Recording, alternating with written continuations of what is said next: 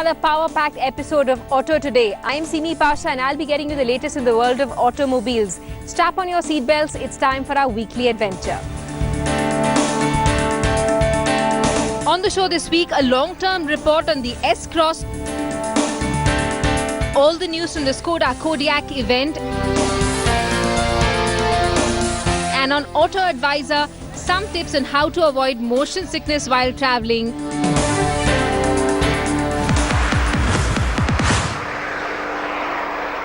Time now for one of Auto Today's long-term reviews, and Rahul Ghosh tells us about his experience with Maruti Suzuki's S-Cross in the last few months that he spent with the car.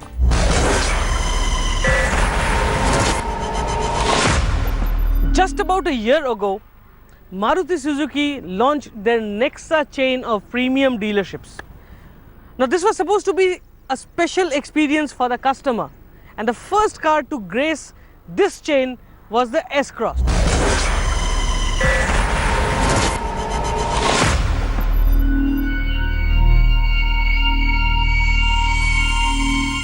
Now, right after the launch, Maruti Suzuki has been gracious enough to give us a car like this for a long-term test. And over the past 1 year, we have clocked a substantial 19,000 plus kilometers on this car. And today I am here to tell you how this car has performed over those 19,000 kilometers and 1 year.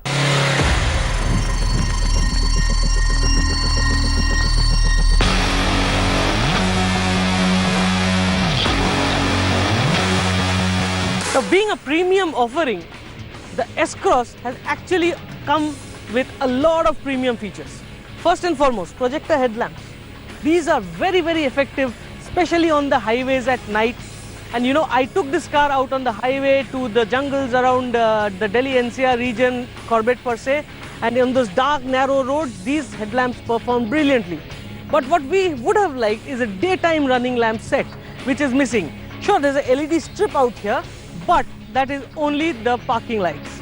The second thing which makes it a crossover are these plastic claddings, and there are a lot of them all around the body. Have a look at this dual tone system which they have done, which looks really nice and gives it a proper rugged look. And I think it's a very good feature to have on the S-Cross. Next, as I said, there are a lot of premium features. So the wipers you see on this car are actually automatic. So what they do is very simple. The moment it starts raining, there is a sensor out there which sits on top and it automatically switches on the wiper. Very convenient, very, very convenient for a car here, and especially if you're looking or staying in the western part of the country where it rains a lot, this feature comes very, very handy. Now, when I show you the side of the car, there's a lot of this black plastic cladding which gives it that SUV crossover appeal. But what you will notice is that the ground clearance is not that much. Actually, at 180 mm, it is not even class leading. So to call this a proper SUV, it's wrong, but it will take on whatever you can throw at it on the Indian road conditions. The S-Cross is truly feature-rich inside. The smart infotainment system works well and supports CarPlay. This helps as it mimics the phone, and on the move, it is very helpful. Then other useful features include cruise control, auto dim mirrors, and keyless entry and start. We are also happy to report that the plastic components have held up well and have not faded out or lost sheen. The seats too are still shiny, and the stitching, which is of top quality, has held well. We also like our cars to be versatile, and the S-Cross sure has proved to be so. First and foremost, there is a big 375-litre boot, but flip the rear seats and you can increase that number to an incredible 810 litres. Maruti Suzuki offers the S-Cross with a choice of two engines, a 1.3-litre and a 1.6-litre, both diesels.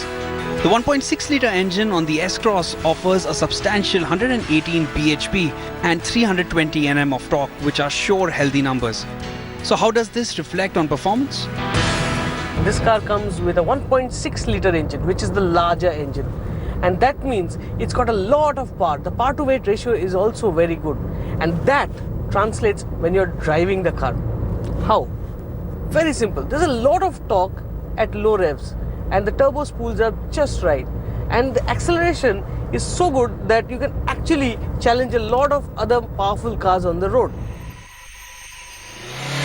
On the move, the engine feels like a proper tower of power. It has incredible acceleration, and so much so that it actually pulls like the proverbial train. This is surely meant for those who crave for performance and are more concerned about 0 to 100 kmph times as compared to kilometers per litre. Speaking of which, we have been getting close to 17 to 18 kmpl in this S-Cross, which is surely a good number. Handling too has been good, and at the same time we have not witnessed any unwanted noise and rattles yet. I love the NVH. Like you can see that I'm talking to you and you can barely hear the engine inside. If you rev up the engine, of course there'll be a little bit of noise which will seep into the cabin. But apart from that, like right now I'm using the slick 6-speed gearbox. I'm sitting on 6th gear, cruising on the expressway, and I can barely hear the engine. So at the end of the day, the S-Cross 1.6 becomes more of a driver's car rather than a proper crossover.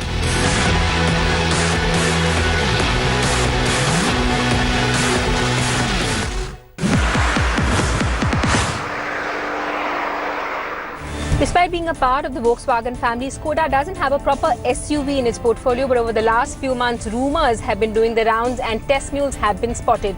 Yogendra Pratap travels to Berlin to take a look at this Skoda Kodiaq SUV in the flesh.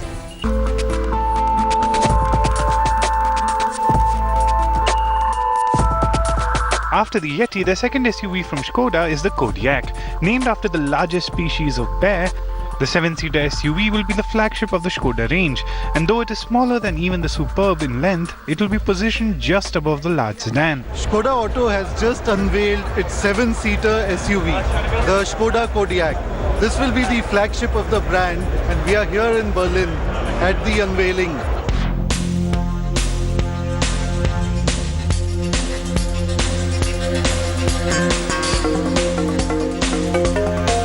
On the exterior, the Skoda design team led by Joseph Caban, who also has the design of the Bugatti Veyron to his name, have done an exceptional job. With influence and inspiration taken from Czech design found on the world-famous Bohemian crystals, the Kodiaq is sharp and contemporary and looks the part.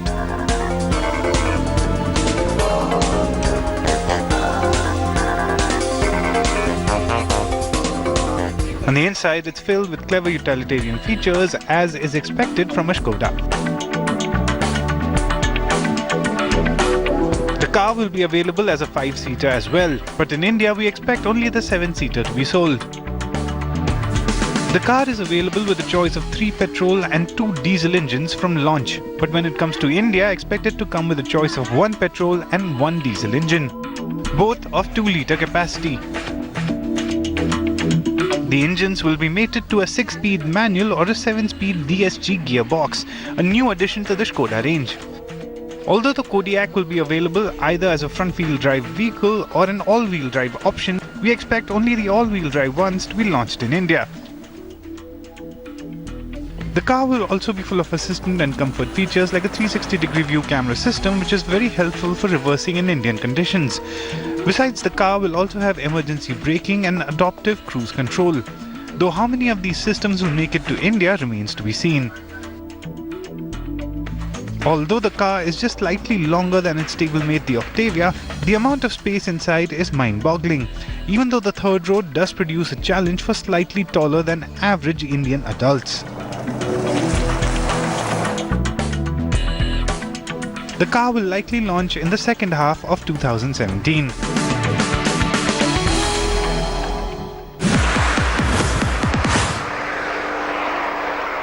It's been a long wait for this iconic brand in India, and what a launch it was.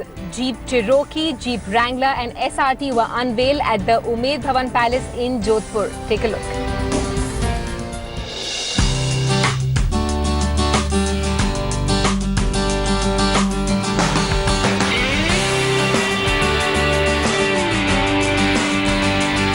It has been a while since we had been speculating the launch of the Jeep brand in India, and finally it has happened. The company has launched the Jeep Grand Cherokee and the Jeep Wrangler here in India. and that too in the royal surroundings of Jodhpur. Currently, the two products will be sold through an exclusive dealership network called Jeep Destination Stores in 9 Indian cities by the end of this year. The Wrangler Unlimited is priced at Rs 71.59 lakh rupees ex-showroom, New Delhi, and is the quintessential off-roader from Jeep. It comes with a classic Jeep front end with the 9-slat grille, and most importantly, it has something of an old-world charm to it. This theme is also seen inside.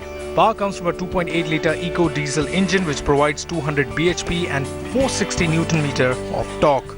Quite handsome numbers this.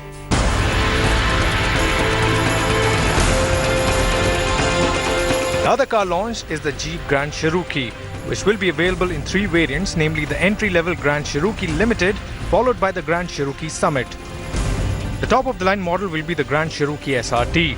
Prices starts from Rs 93.64 lakh for the limited version, followed by the Summit, which is priced at Rs 1.03 crores.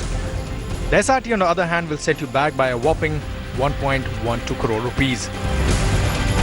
The best thing is that we have already driven the Jeep Grand Cherokee in its favorite surroundings, which is off the road. Here is a quick look at how it fared.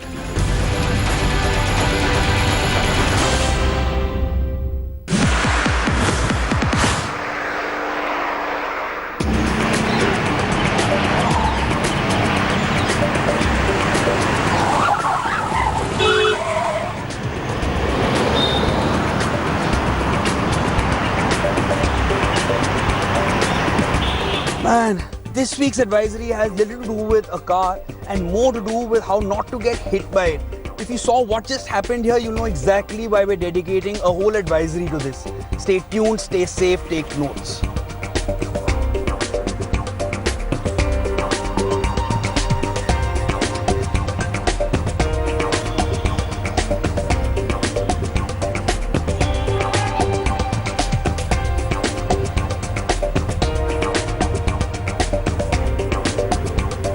Firstly, don't ever cross the road while you're on the phone. It doesn't matter whether it's your angry boss, upset spouse, or a new friend. Put that phone down and focus on retaining your life by keeping your eyes on the road.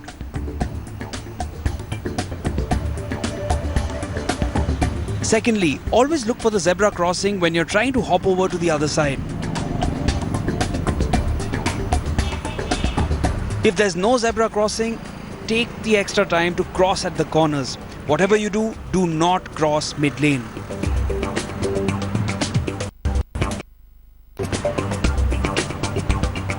When you're trying to make it past a big crossing, please remember that even though the diagonal straight line route is the shortest distance, it does not apply to you.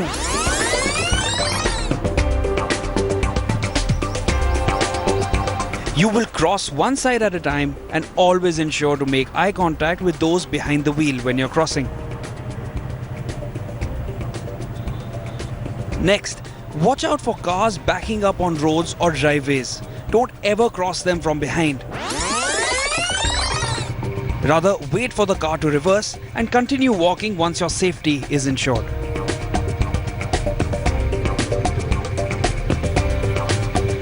And lastly, if you haven't figured it out already, whenever you're about to cross the street, always remember to look in all directions.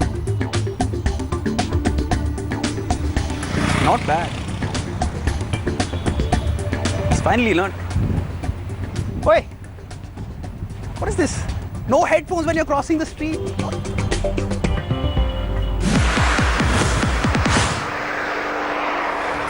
On Auto Advisor this week, Shivan Chana tells us how to combat motion sickness while driving. Oh God, stop stinking up my car! Now, motion sickness is one problem a lot of passengers face when they're out on a long drive. Basically, the body starts feeling nauseous, and the main reason is that there is a discord between what the eyes are seeing and what the body is sensing. Today what we're going to do is give you a few tips on how you can tackle this situation so that you have a better drive and so that you don't end up like this.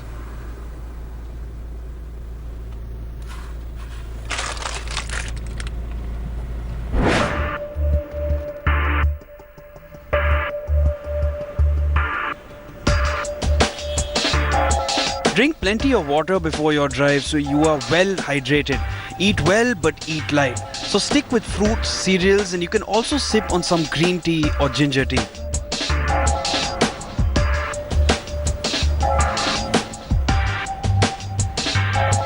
Rest your head against the headrest to keep it as still as possible. This will help to reduce nausea. Simultaneously, you may also ask the driver to drive as smoothly as possible.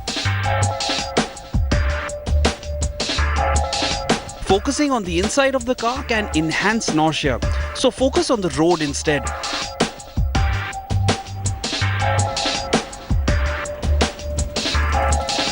The visual establishment of turns, bumps and other elements of the road help the body anticipate the movement of the vehicle, which prevents nausea. Fresh air is considered to be a good remedy for nausea, so roll down the window and breathe deeply. This will also help to divert the mind and help you feel balanced again. So along with these pointers, also keep in mind the following points. Avoid eating oily foods and heavy foods when you're out on a drive. Take a lot of breaks to stretch out the body and balance yourself out. Avoid eating those masala snacks when you're out there. It's not required. Stick with this is not required. Stick with fruits. Stick with fruits when you're eating during your drive, and definitely don't smoke. That will definitely enhance your nausea.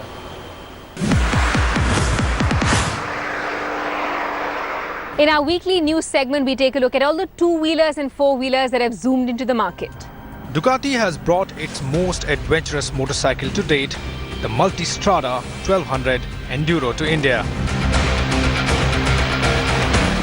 The off-road motorcycle will be available at dealership in Delhi NCR, Mumbai, Pune and Bengaluru, and will cost you around 17.44 lakh rupees ex-showroom Delhi.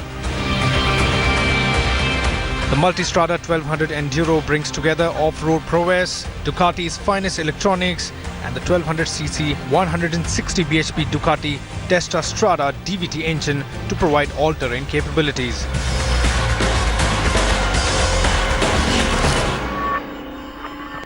Audi has launched the A6 Matrix 35 TFSI in India.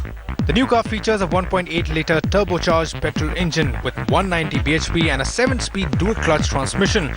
Audi's class-leading Audi Matrix LED headlights will also feature just as the diesel A6 has launched. The A6 Matrix 35 TFSI will cost you around 52.75 lakh rupees ex-showroom New Delhi and Maharashtra. And popular American tyre brand Firestone is now present in India. Launched by the parent company Bridgestone, Firestone will currently sell 2 tyre models. Therefore, 500 is targeted at the passenger car segment and will be available in 24 sizes ranging from 12-inch to 16-inch rims. There is also an option for SUVs with the Firestone Destination LEO2. This tyre will be available in 3 sizes for 15 and 16-inch rims. That's all you could pack into this edition of Auto Today. Next week, we'll take you to the 7 wonders of India in the Ertiga. Till then, drive safe and be good.